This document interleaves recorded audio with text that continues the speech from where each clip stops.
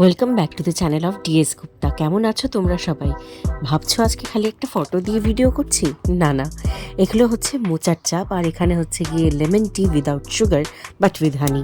তো এখানে আমি রেসিপিটা স্টার্ট করছি। By the way, welcome back to this channel again. তো এখানে আমি হিং, জিরা আর আদার কুচনো নিয়ে নিয়েছি, আর এখানে আলু সিদ্ধ, মোচা সিদ্ধ করে নিয়েছি। কেন? কারণ আজকে আমরা মোচার চপ বানাবো।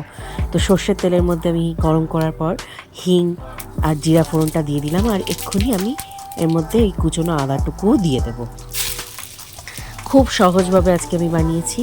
বড় ইচ্ছে করে মোচার চপও খেতে, বাঙালি বলে কথা আফটার অল।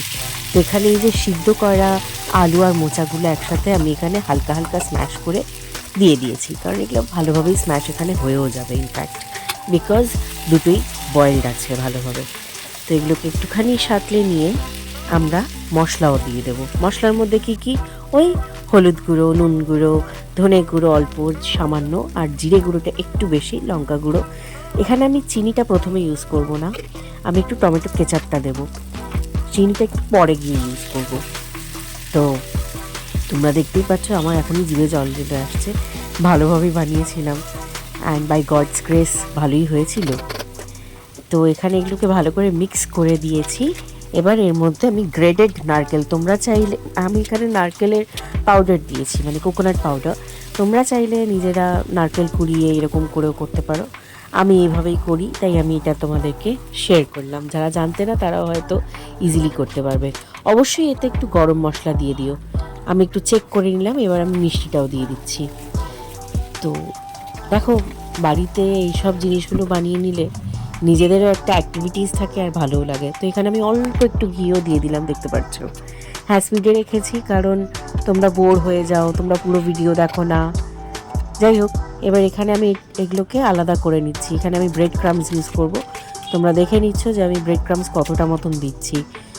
তোমরা চাইলে অন্যভাবেও তোমাদের চপ বানাতে পারো, বাট আমি এইভাবে বানাচ্ছি। তো দেখতে পাচ্ছ আলুগুলোকে মাখার পরে আমি আবার ব্রেড ক্রামসে এগুলোকে ভালো করে সাঁতলে নিচ্ছি। কোটটা রেডি করছি গরম তেলে দেওয়ার আগে। তো দেখে নিচ্ছ এখানে আমরা কতগুলো চপ বানাবো। আবার আমি সর্ষের তেলটাই ঢাললাম, তার এই কারণ মোচার চপ, আর এটা মানে টিপিক্যালি ভেজ চপ বলতে গেলে। একটু পেঁয়াজ রসুন কিচ্ছু পড়ছে না, বলো। তো ব্রেড ক্রামসের জন্য তোমার খুব ইজিলি এগুলো তৈরিও হয়ে যাবে। এপিটোপিট করে নিও।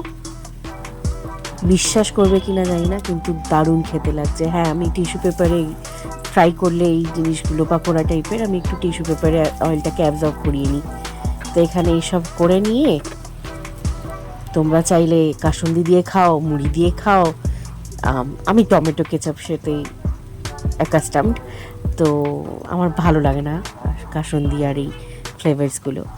তো যদি তোমাদেরও ভালো লাগে এই ভিডিওটা, প্লিজ আমার চ্যানেলটাকে সাবস্ক্রাইব করো। ভিডিওটাকে সত্যি ভালোবাসা দিতে পারলে আমি খুব খুশি হব। ভরে ভরে কমেন্টস করো তোমরা।